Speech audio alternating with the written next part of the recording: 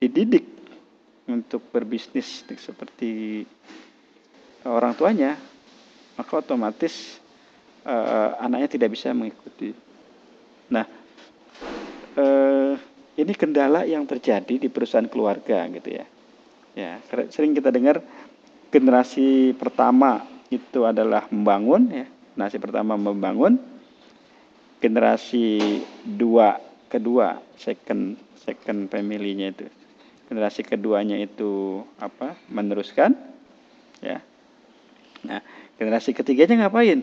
Gitu ya, kalau nggak ini menghabiskan gitu. Jadi kalau anaknya tidak dididik, kemudian anaknya lagi cucunya dalam ini tidak dididik juga, maka generasi ketiga akan menghancurkan. Nah, inilah yang terjadi gitu ya, yang terjadi di beberapa perusahaan keluarga yang tidak siap gitu ya, yang tidak siap meneruskan bisnisnya pada keluarganya gitu ya. Saya pindah lagi nih ke dalam sebentar.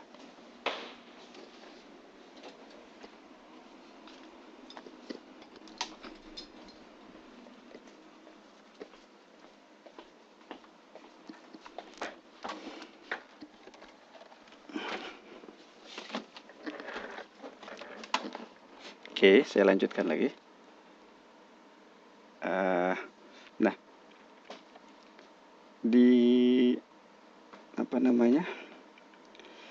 Saya sampai mana tadi? Jadi di generasi ketiga, gitu ya, di generasi ketiga, kalau tidak dibarengi dengan latihan, dengan mendidik anaknya, anak keturunannya itu berbisnis, maka akan hancur perusahaannya. Ya, nah, yang menarik ini kalau di wirausaha ini bisnis keluarga ya. Jadi ada beberapa riset tentang bisnis keluarga di Indonesia ya. Jadi di Indonesia gitu ya, biasanya orang tua saya punya bisnis gitu ya. Maka bisnisnya akan dikasih ke siapa? Ke anaknya yang pertama, atau yang tengah, atau yang bungsu gitu ya. Nah, ini masing-masing berbeda ternyata. Nah, biasanya akan dikasih ke anak yang nomor 2 gitu ya. Nah, anak yang pertama tidak dikasih ternyata gitu ya. Nah, ada beberapa perusahaan keluarga juga di Indonesia yang lebih percaya gitu ya, menurunkannya pada anak pertamanya. Nah, karena berdasarkan kepercayaan tertentu gitu ya. Kepercayaan tertentu artinya maksudnya adalah kalau dikasih ke anak kedua, walaupun anak keduanya itu anak pertamanya itu tidak bisa berbisnis, maka akan terjadi perselisihan. Ternyata salah gitu ya. Nah, salahnya gimana? Karena tadi wirausaha itu bukanlah dari keturunan. Jadi kalau si anak pertamanya itu tidak dibiasakan, tidak mau untuk berbisnis, dan si anak keduanya lebih aware, maka seharusnya kedua. Ya, tapi karena anak sulung biasanya lebih utamakan, maka mulailah kehancuran bisnis keluarganya di situ. Oke. Nah, ini integritas. Integritas itu apa sih gitu ya? Integritas gitu ya. Integritas adalah kualitas diri gitu ya. Ya, kualitas diri yang paling bahasa gampangnya, integritas itu adalah kualitas atau respectable gitu ya, yang ada pada diri seseorang. Ya. Nah, 3 hal penting mengenai integritas ya. Integritas tidak ditentukan oleh lingkungan, integritas tidak berdasarkan kedudukan, integritas tidak disamakan dengan reputasi. Nah, artinya maksudnya apa gitu? Maksudnya seseorang gitu ya, walaupun lingkungannya itu adalah lingkungan pebisnis, tetapi karena dia tidak terbiasa ya menjalankan bisnis yang baik ya, Maka kalau kita kembalikan ke bisnis perusahaan, maka tidak kembali ke bisnis keluarganya tidak akan bisa dijalankan, ya. Kecuali dia memang dari awal dididik dan mau gitu. Nah, ini juga integritas tidak berdasarkan kedudukan, ya. Kalau orang tuanya memang komitmen terhadap pendidikan, belum tentu anaknya juga sama kalau tidak dididik, dibudidayakan, ya. Ya, integritas tidak disamakan dengan reputasi. Ini juga reputasi bapaknya baik, belum tentu anaknya, gitu ya. Jadi kalau kita nyatakan gitu ya, kalau dalam bahasa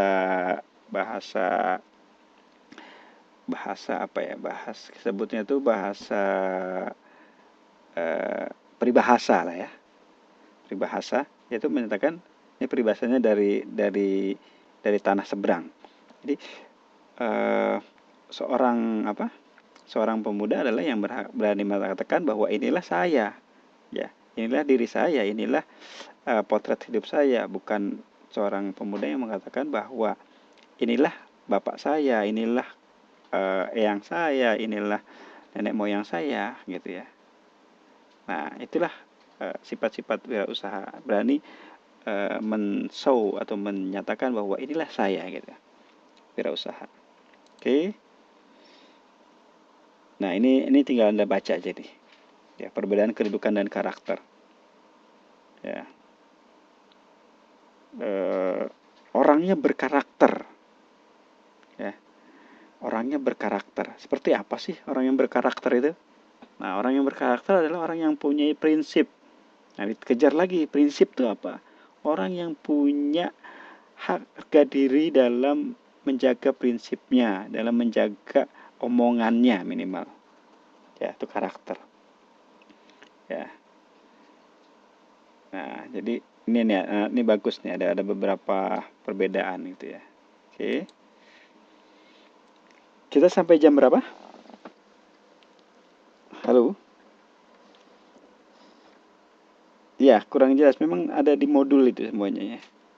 Ada di modul 250, betul. Oke, kita 15 menit lagi ya. Oke, 15 menit lagi. Nah, ini saya lanjutkan sedikit lagi nih. Ya, sedikit lagi. Menetapkan karakteristik dari kerangka berpikir kewirausahaan. Nah, Bapak Ibu sekalian, setahun belakangan artinya 2013.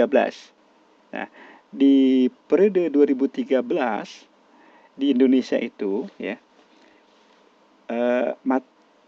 kewirausahaan menjadi mata kuliah wajib. Ya. Jadi, kenapa mata kuliah wajib? Karena ternyata pemerintah sadar gitu ya. Pemerintah sadar bahwa kalau mau memajukan negara, salah satunya adalah meningkatkan jumlah wirausaha, meningkatkan jumlah entrepreneur. Nah, research atau penelitian menyatakan bahwa ya negara akan dikatakan bisa survive, akan maju kalau ya entrepreneurnya adalah 2% ya kali jumlah penduduk. Nih, ya. 2% kali jumlah penduduk. Nah, kalau jumlah penduduk Indonesia itu 250 juta, maka 2% kali 250 juta, ya sekitar 500.000. Nah, ternyata Indonesia itu tidak sebanyak itu gitu ya. Sangat sedikit, masih jauh ya. Masih jauh dari negara-negara lain gitu. Nah, makanya dari itulah di setiap perguruan tinggi sekarang ya, kalau Anda lihat tanya ke teman-teman yang ada di Indonesia, itu kewirausahaan menjadi mata kuliah wajib. Ya. 3 SKS gitu ya, 3 SKS wajib ya. Oke, saya lanjutkan. Nah, ini ada Migrat ya. Migrat dan Macmillan bersemangat dalam melihat dan atau mencari peluang. Ya, mengejar peluang dengan disiplin yang kuat.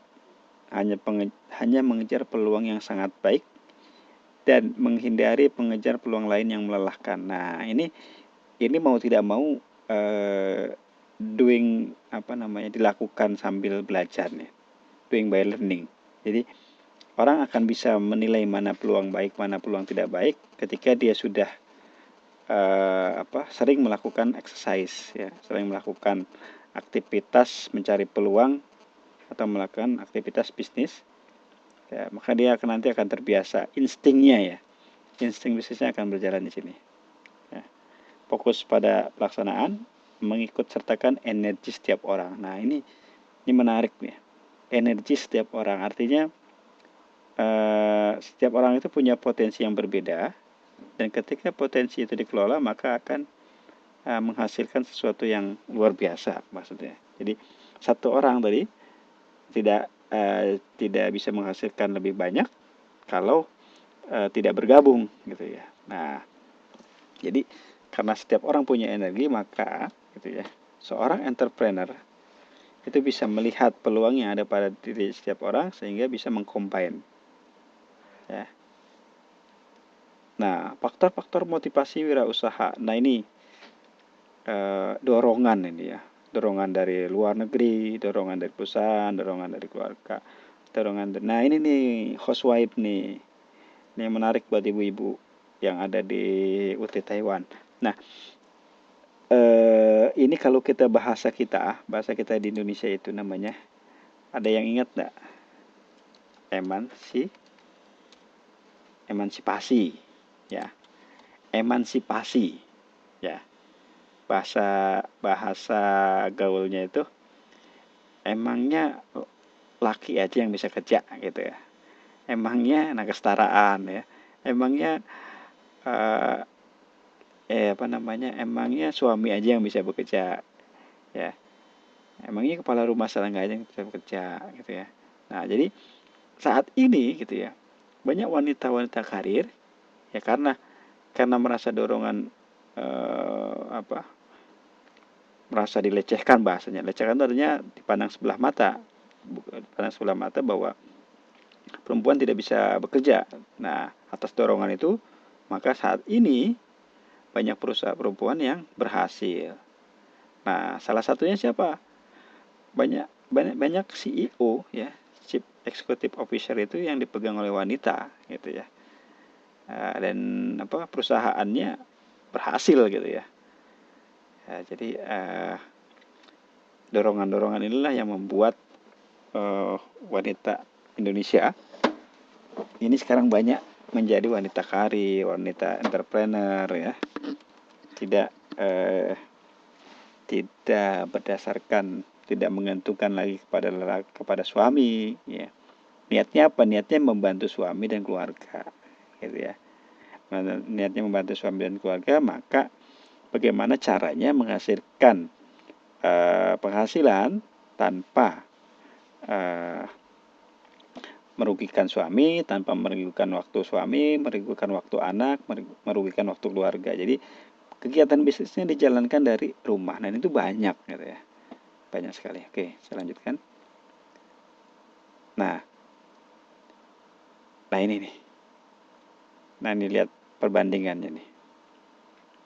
Ya. Jadi di USA, Amerika, ya, 58% dari GDP itu berasal dari kewirausahaan dan usaha kecil menengah. Nah, dia punyanya berapa? 18,6 juta usaha kecil. Ya, bayangkan tuh, 18,6 juta usaha kecil. Makanya wajar saja mereka maju gitu ya. Oke. Nah, ini pengertiannya nih. Ini kalau di Amerika tuh 100 karyawan itu usaha kecil. Oke, saya lanjut. Nah, ini yang paling banyak bentuk-bentuk usaha, ya. Jasa, retail, distribusi. Nah, inilah lemahnya sistem kontrol, ya, membuat kegagalan, ya. Kenapa nih kira-kira? Ya, karena tidak disiplin, ya. Karena tidak disiplin, memanage diri pribadi, ya. Jadi banyak wirausahawan itu yang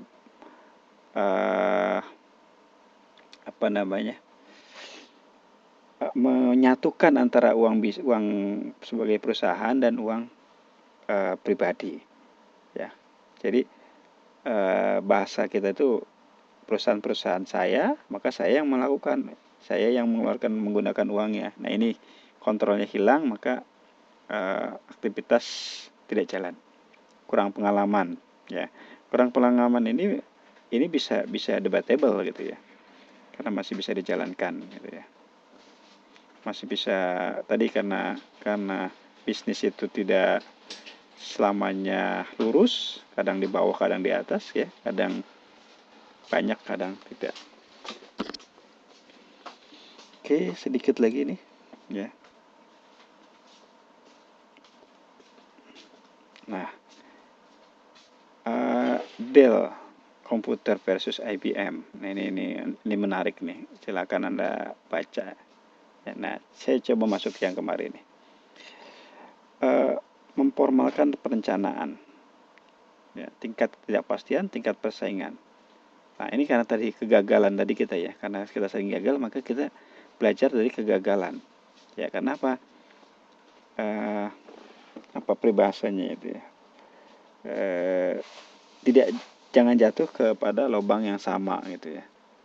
Nah, jadi belajar jadi pengalaman, maka kita harus hari ini lebih baik dari hari kemarin. Nah, itu sistemnya gitu. Karena ini tingkat ketidakpastian tinggi, ya.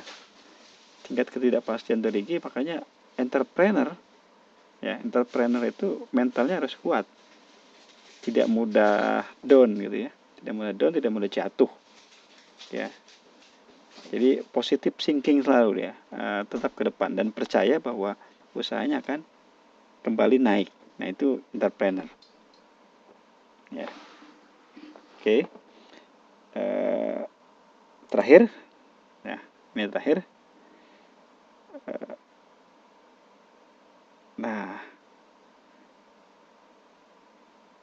Nah ini nih, saya coba ini petakan, ya. Kita mulai yang ini aja, yang Robinson dan Peace nih. Kenapa perencanaan orang kurang baik, ya? Keterbatasan waktu. Sebenarnya benar atau tidak gitu, ya? Sebenarnya bukan waktunya yang terbatas gitu, ya. Tetapi tadi, ya, orang yang bisa melihat potensi atau energi pada orang lain itu akan bisa menggunakan gitu, ya. Ya. Karena apa? Kita kan punya waktu hanya berapa? Misalnya 24 jam. Kemudian kita punya banyak teman gitu, ya. Kita punya banyak saudara, banyak tetangga, punya banyak masyarakat di sekitar kita. Nah, kalau itu dikombinasikan, maka keterbatasan waktu tidak akan menjadi kendala sebenarnya. Nah, ini 5 kesalahan fatal. Ini menurut Michael Evoter, ya. Ini sering disebut bapak manajemen persaingan ini. Ya. Tidak ada keunggulan kompetitif yang nyata.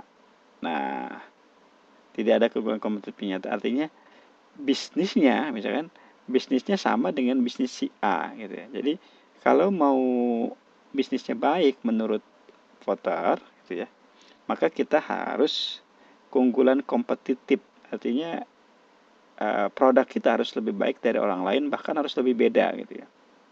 Nah, ini voter.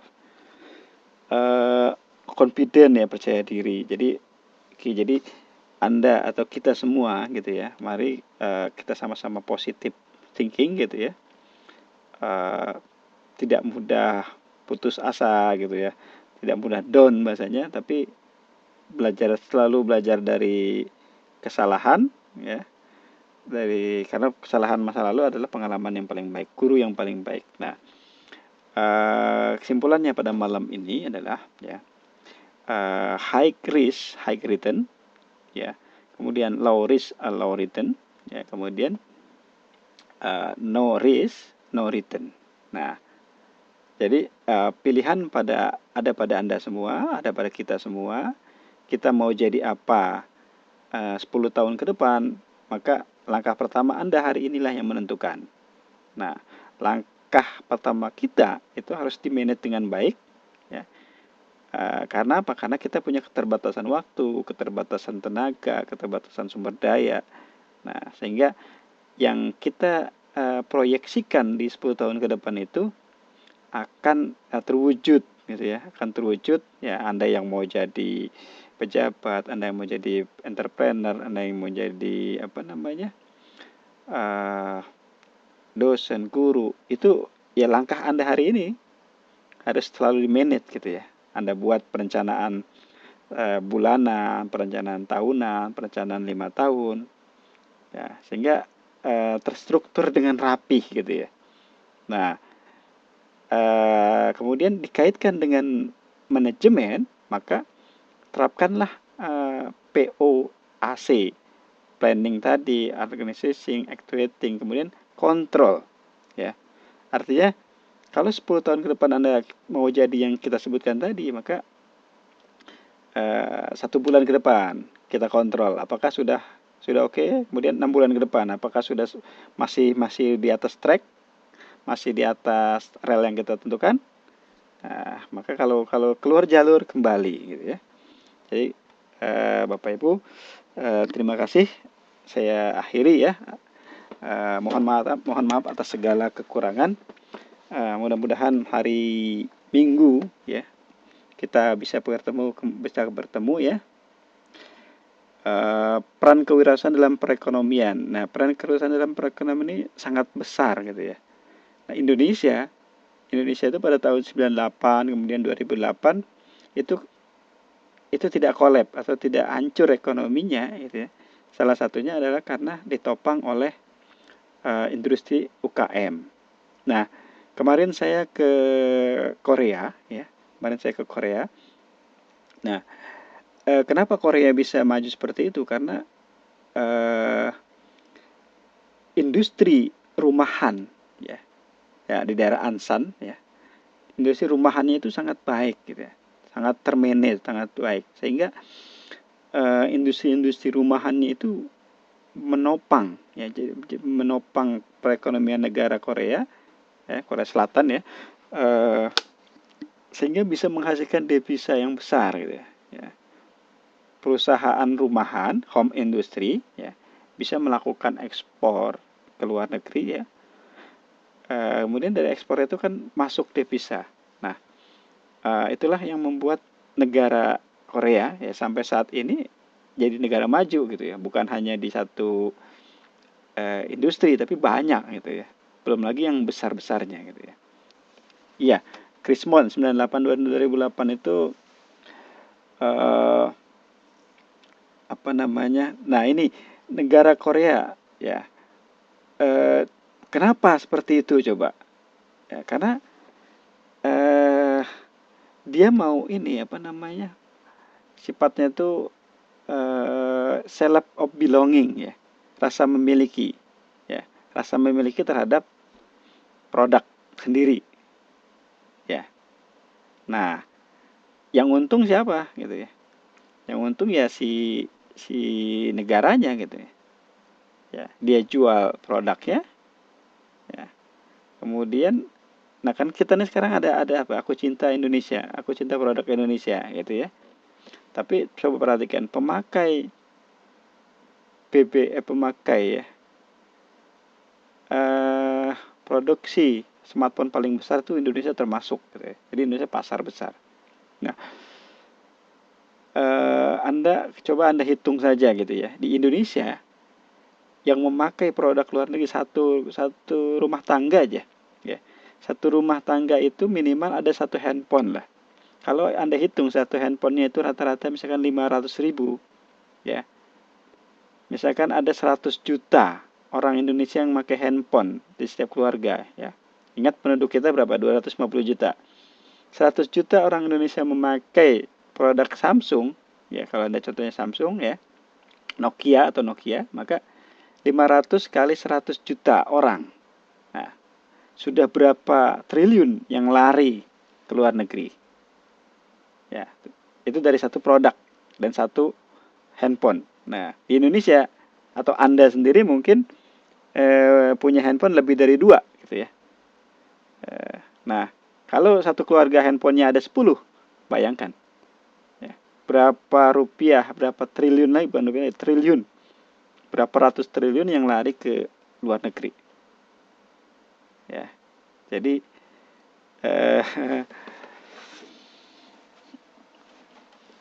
tetap bisa gitu ya. Yang ideologinya kan hanya komunis atau ideologinya sosialis, tapi tetap bisa jalan gitu ya. Mereka tetap bisa jalan. Ya. Hanya regulasinya ya. Izin kalau di kita ini apa ya? Nah, coba Anda lihat ya, China. China itu kan komunis. Ya. Nah, di China saat ini menjadi yang terbesar, negara dengan pertumbuhan ekonomi terbesar. Jadi ya, Amerika itu kalah, gitu. Jepang itu kalah, Korea itu kalah. Ya. Nah, apakah bisa seperti itu? Sangat bisa, gitu ya. Karena tadi sifat apa ya? Sifat mau berusahanya, jiwa wirausahanya itu muncul, gitu. Dan negara memfasilitasi. Nah, kendala kita ya salah satunya adalah perizinan ya. Kalau di kita ini perizinannya sulit ya. Banyak meja yang dilalui gitu ya. Ya. Nah, Anda baru kemarin itu ya ada berita apa? Penyanyi K-pop Korea memakai sendal jepit buatan Indonesia. Ya. Jadi booming gitu ya. Nah, salah satunya mungkin tadi tidak bisa melihat peluang memanfaatkan energi yang ada pada orang gitu ya. Ya, jadi swallow dipakai kemudian tiba-tiba jadi tenar gitu ya. Ya, jadi banyak lagi ya. Nah, Bapak Ibu, saya cukupkan sampai sini ya. Nanti kita insya Allah hari Minggu kita ketemu di Taipei ya. Oke. Nah, ini menarik mengenai mobil ya. Saya 2 tahun yang lalu lah. Jadi mahasiswa Indonesia itu pintar-pintar gitu ya. Jadi menang misalnya kita sering disebut ada namanya lomba ya, lomba mobil tercepat gitu ya. Lomba desain mobil tercepat mulai dari desain mesinnya, desain itu ya. Nah, ternyata gitu ya. Barang hasil lomba tersebut tidak bisa dibawa ke Indonesia. Kenapa? Ya, gitu ya. Karena terkendala izin lagi gitu ya. Jadi di kita ini masih banyak kendalanya, masih banyak diregulasi ya. Padahal harusnya bisa gitu ya, sehingga persoalan-persoalan seperti itu ya bisa dikecilkan sudah gitu ya. Sudah tidak saatnya bisa gitu ya. Ekonomi politik sangat terjadi gitu ya. Sangat terjadi. Memang sangat memungkinkan gitu ya. Bisa bisa salah satu jadi kendala gitu ya. Oke, saya cukupkan sampai sini ya. Sudah jam 11:30 lewat. Nanti malam akan saya upload ini Saya akhiri, mohon maaf atas segala kekurangan. Wabillahi taufiq wal hidayah.